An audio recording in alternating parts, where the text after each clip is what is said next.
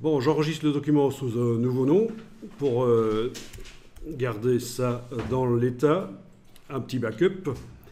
Et puis, on va à nouveau retourner dans l'édition du motif et on va voir qu'on peut le répéter en quinconce et qu'on peut aussi faire varier la distance entre les répétitions.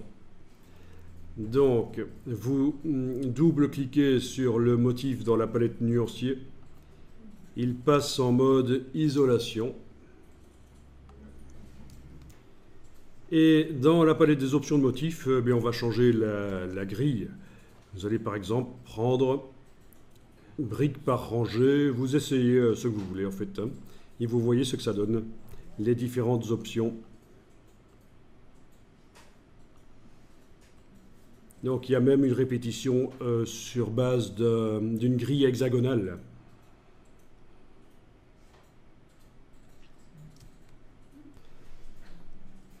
Bon, alors qu'est-ce qui se passe si j'ajoute une forme qui utilise un motif? Normalement, ça devrait foirer. Là, j'ajoute une forme qui va utiliser un motif que je vais aller choisir dans la palette des motifs ici, héritage décoratif.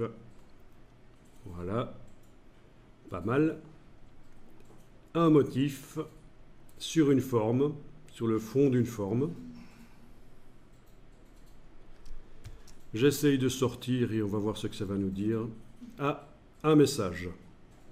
Le motif comporte du contenu actif, c'est-à-dire des choses qui n'ont pas été décomposées, c'est du dynamique, soit des symboles, des effets, des groupes de modules, des motifs imbriqués, des contours alignés sur l'intérieur et l'extérieur, ou des graphes. Les graphes, c'est des graphiques statistiques en fait.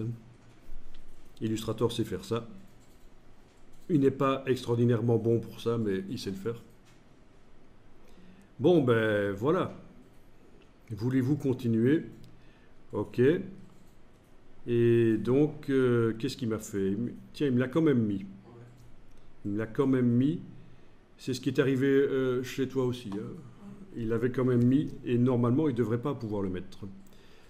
Où est le problème alors d'avoir un motif dans le motif?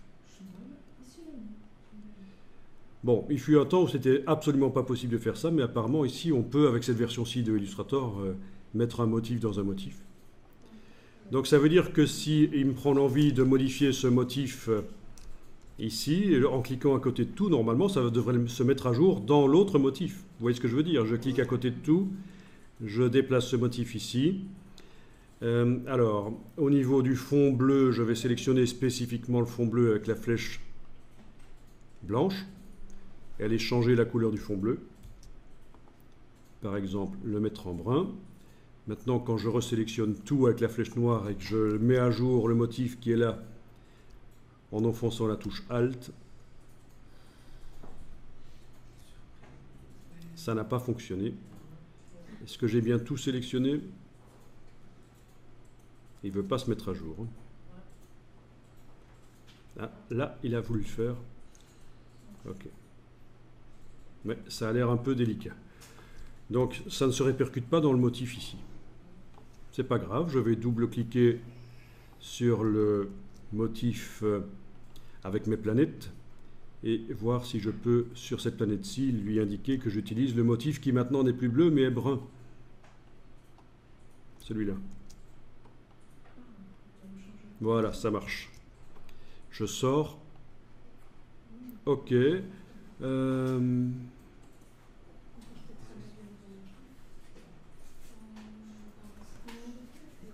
Il rame un peu. Il va peut-être même planter. Ah, et ça fait un truc complètement foireux.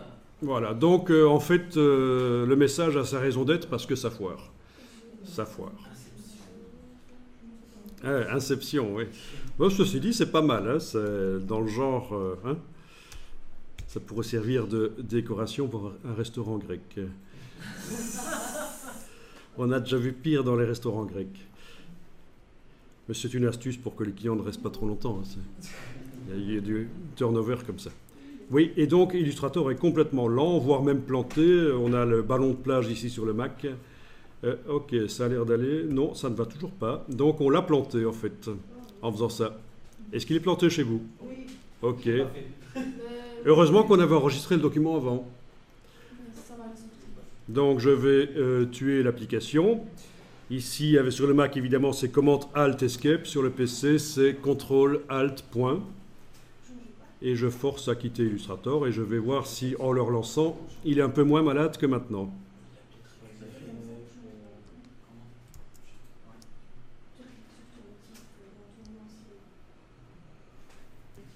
Donc voilà, c'est intéressant de tester ça pour que vous compreniez ce qui va vous arriver plus tard, hein.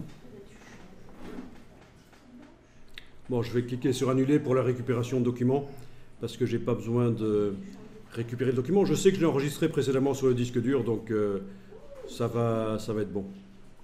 Je vais récupérer sur le disque dur le fichier. Ok, donc ouvrir la dernière version que j'ai enregistrée, voilà.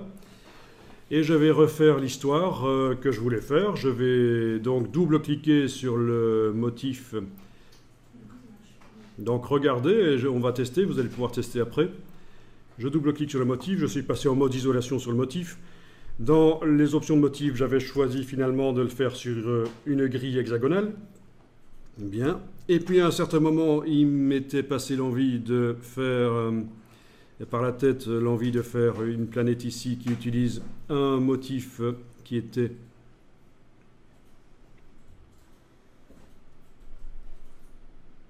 Voilà. Un de ceux-là. Celui-là. Voilà. Bon, ben normalement, je dois décomposer le motif avant de sortir de là. Je dois le transformer en vrai vecteur. Affichage tracé. On ne voit pas, pour cette forme-là, le motif, il n'est pas décomposé. Donc, objet décomposé. Décomposer le fond. OK. Si je passe en affichage par tracé, voilà. On voit mes choses là. Et je sors de là. Et ça marche. Donc pensez à décomposer un motif, si vous le créez, à l'intérieur d'un autre. C'est la même chose que si vous voulez le créer en le déplaçant dans le nuancier comme on a fait tout à l'heure. Il faut absolument décomposer, sinon ça foire. Alors c'est pas étonnant que ce soit un peu lourd sur vos ordinateurs, parce que ceci c'est quand même lourd, hein. On a quand même plein de vecteurs qui se répètent. On a fait un motif en utilisant d'autres motifs, et là c'est quand même assez demandeur. Donc,